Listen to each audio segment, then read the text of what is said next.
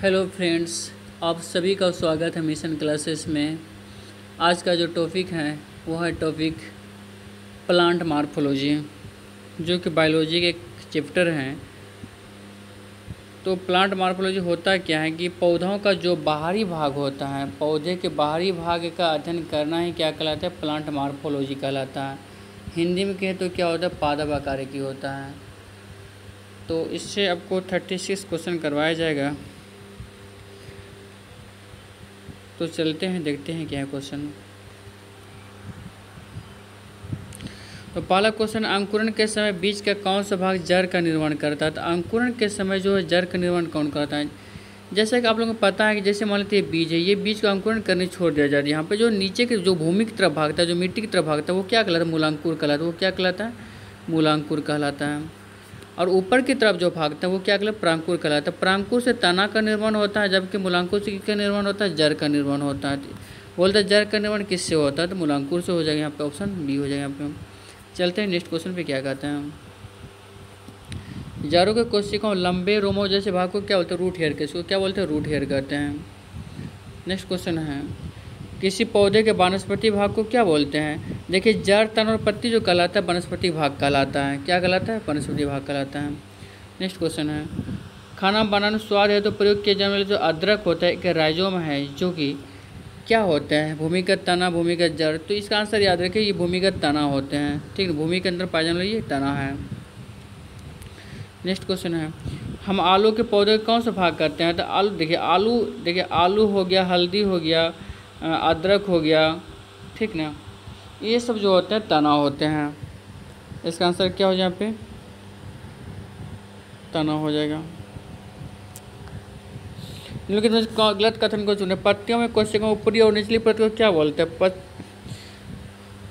पत्तियों में कोशिकाओं ऊपरी और निचली परत जो होते हैं, कोशिकाओं ऊपरी और निचली परत क्या करता है, उसका क्या काम है। तो उसका जो काम होता है, उसका काम भोजन का संश्लेषण करती हैं। क्या कर, भोजन का संश्लेषण करती हैं। नेक्स्ट क्वेश्चन है, पौधों का कौन सा हिस्सा गैसों का आदान प्रदान में सहयोग करता है। पौधों गैसों का आदान प्रदान में जो हिस्सा जो लेता है वो कौन, पत्ती लेता है। नेक्स्ट क्वेश्चन है, रंध्र स्थित होता है। रंध्र स्थित जो होता है किसी पत्तों में स्थित होता है। रंध्र को इंग्लिश में क्या बोलते हैं, स्टोमाटा कहते हैं।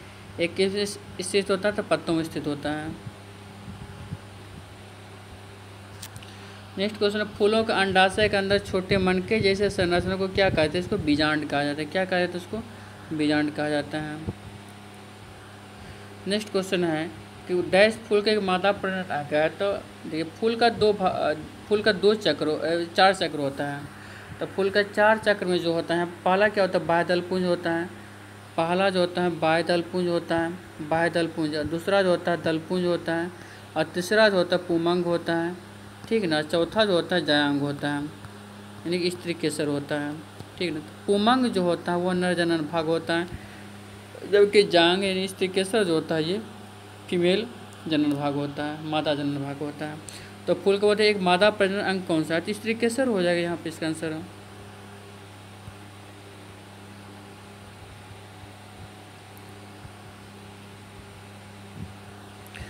अंडम डैश का एक नहीं है, अंडम का एक भाग नहीं है, कौन सा। ये पुंकेसर। पुंकेसर क्या जो होता है कि ये नर जनन भाग होता है। ये अंडम, बाकी जो होता है ये अंडम का एक भाग है।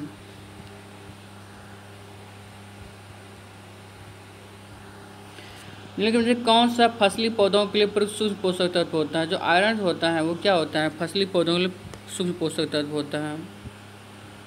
बाकी जो देख रहे हैं पोटेशियम, मैग्नीज, कैल्शियम, इससे बृहद पोषक तत्व होता है। ठीक है, बृहद पोषक तत्व मतलब कि इसकी सबसे ज़्यादा आवश्यकता होती है।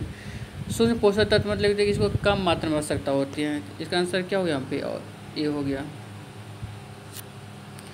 डैश के पुंकेसर के भाग होते हैं। तो पुंकेसर के जो भाग होते हैं वो कौन कौन होते हैं, परागकोश और अंडा से ये तो नहीं होगा, परागकोश और पुतंतु ये होगा भले। ठीक है, इसका आंसर क्या, बी हो जाए यहाँ पे। जैसे आपको पता है यहाँ पे, तो ये देखिए इसके अंदर क्या होता है, परागकण भरा रहता है। यहाँ पे ये क्या है, छोटा छोटा परागकण यहाँ पे है।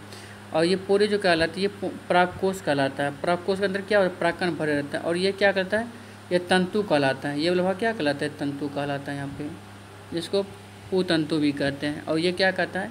ये जो होता है परागकोश होता है, परागकोश होता है, और इसके अंदर क्या होता है? परागकण भरा हुआ है।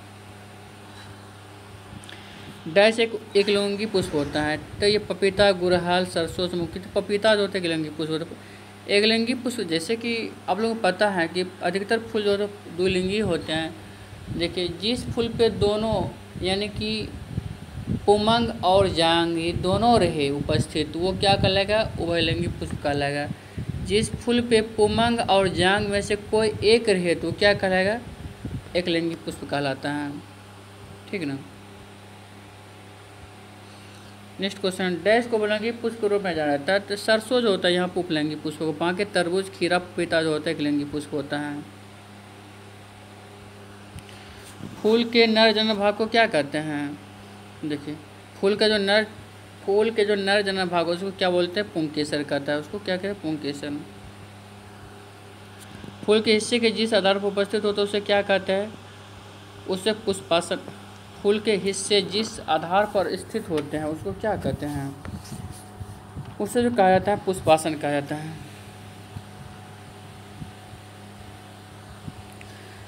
परागकण किसमें पाए जाते हैं? परागकण जो पाए जाते हैं वो परागकोश के अंदर पाए जाते हैं। नेक्स्ट क्वेश्चन है, लेकिन कौन सा पुष्प के मध्य भाग में स्थित? पुष्प के मध्य भाग में जो स्थित होता है वो कौन होता है? कार्पेल होता है। पुष्प के मध्य भाग में स्थित कौन होता है? वो कार्पेल स्थित होता है। ठीक है। नेक्स्ट क्वेश्चन है, एक फूल के प्रजनन का भाग कौन सा? फूल का जो प्रजनन भाग होता है पुंकेसर और स्त्रीकेसर होता है। यहाँ पे स्त्रीकेसर तो नहीं लिखा है, यहाँ पे कार्पेस लिखा है। स्त्रीकेसर का इंग्लिश होता है कार्पेल्स होता है यहाँ पे।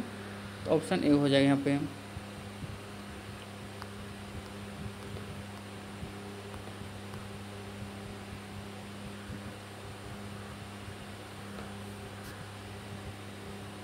इसका आंसर क्या होगा? ऑप्शन ए हो गया।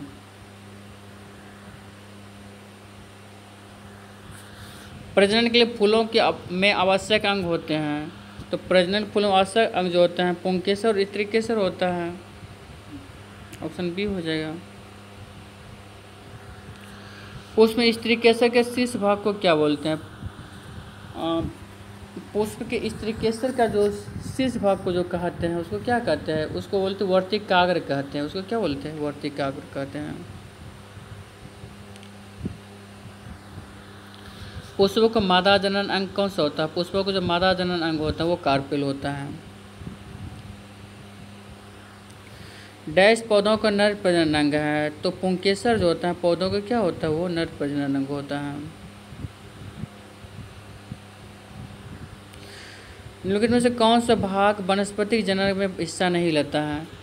जनन हिस्सा नहीं लेता। तो यहाँ पे देखिए हिस्सा नहीं लेता है वानस्पतिक जनन में जो फूल भाग नहीं लेता है। ठीक ना। इसका आंसर क्या हो जाए? फूल। वानस्पतिक जनन जो भाग लेता है पत्ते, तना और जड़ भाग लेता है, फूल भाग नहीं लेता। इसका आंसर क्या हो जाएगा? इसका आंसर जो हो जाएगा फूल हो जाएगा यहाँ पे।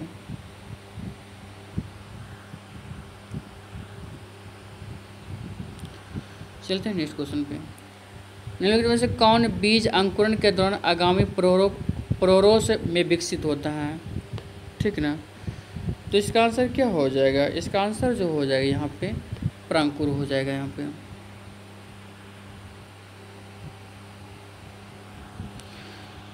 नेक्स्ट क्वेश्चन है, बीज के 3 भाग होते हैं। तो बीज के कौन कौन से भाग होते हैं? तो बीज पत्र, मूलांकुर, प्रांकुर होता है।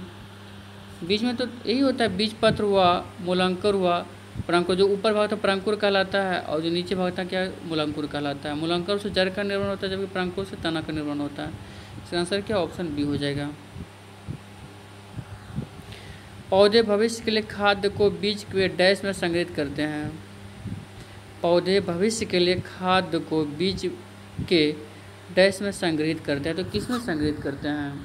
इसका आंसर क्या हो जाएगा? यहाँ पे कोटिलेडोन हो जाएगा यहाँ पे। Option C. डैश पौधों के बीज में खाद्य भंडार के रूप में कार्य करता है। ठीक, तो इसका आंसर क्या हो जाएगा? यहाँ पे बीज पत्र हो जाएगा।